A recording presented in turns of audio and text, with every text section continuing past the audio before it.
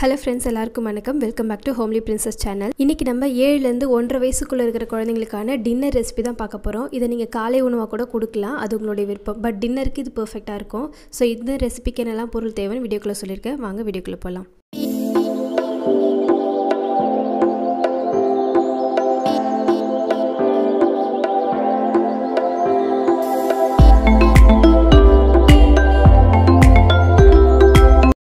இப்போ இந்த dinner recipe செய்கிறதுக்காக நான் வந்து ஒரு டேபிள் ஸ்பூன் அளவுக்கு அவல் எடுத்துருக்கிறேன். வெள்ளை கலர் அவல் தான் எடுத்துருக்கிறேன்.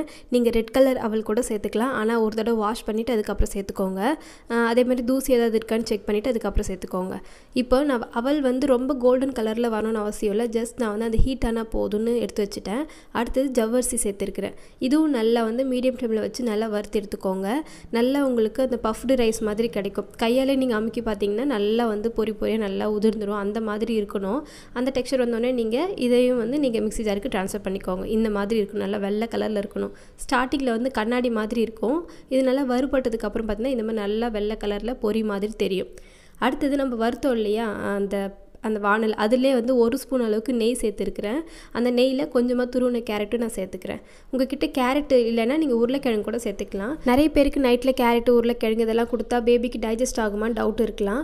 ஆக்சுவலாக நிறைய வெஜிடபிள்ஸ்லாம் சேர்த்து கிச்சடி செய்வோம் இல்லையா, அதுவே நைட்டில் வந்து குழந்தைக்கு டின்னராக கொடுக்கலான்னு டாக்டரே சொல்கிறாங்க. ஸோ உங்களுக்கு விருப்பம் தான் நீங்கள் சேர்த்துக்கோங்க. பட் சேர்த்து கொடுக்கறது இன்னுமே ஹெல்த்தியாக இருக்கும். இப்போ நான் எல்லாத்தையுமே இந்த மிக்ஸி ஜாரில் ட்ரான்ஸ்ஃபர் பண்ணிட்டேன். இதை நல்லா நம்ம ஃபைனாக வந்து அரைச்சி எடுத்துக்கலாம். பார்த்திங்கன்னா இந்த அளவுக்கு நான் வந்து நல்லா வந்து கிரைண்ட் பண்ணி எடுத்துருக்கிறேன். இதை நம்ம அந்த கேரட் நெய் போட்டு வறுத்தோம் இல்லையா, அந்த வானல்லே வந்து நான் கொஞ்சமாக தண்ணி சேர்த்துக்கிறேன். ஏன்னா கேஸ் ஆஃப் பண்ணிவிடுங்க அதுக்கு முன்னாடி. இப்போ தண்ணி சேர்த்துட்டு நம்ம அரைச்சி வச்ச அந்த பவுடர் இருக்கும் இல்லையா, அதை இதோடு சேர்த்து நல்லா கெட்டி இல்லாமல் கரைச்சி எடுத்துக்கலாம். அவல் அப்புறம் ஜவ்வரிசி சேர்த்ததுனால தண்ணி நல்லா உறிஞ்சிரும். அதனால் தண்ணி இதுக்கு எக்ஸ்ட்ராவே தேவைப்படும். நல்லா தாராளமாகவே தண்ணி ஊற்றி நீங்கள் குக் பண்ணலாம். முதல்ல கெட்டி இல்லாமல் கரைச்சி எடுத்துக்கோங்க. அதுக்கப்புறமா நீங்கள் வந்து தண்ணி சேர்த்துக்கலாம். இப்போ நான் கொஞ்சம் கொஞ்சமாக தண்ணி சேர்த்து நல்லா மிக்ஸ் பண்ணிக்கிறேன் கெட்டி இல்லாமல். அதுக்கப்புறமா நீங்கள் கேஸ் ஆன் பண்ணிவிட்டு நல்லா நம்ம வச்சுருக்கிற அந்த 150 ml தண்ணி வந்து நான் இதோட சேர்த்துக்கிறேன்.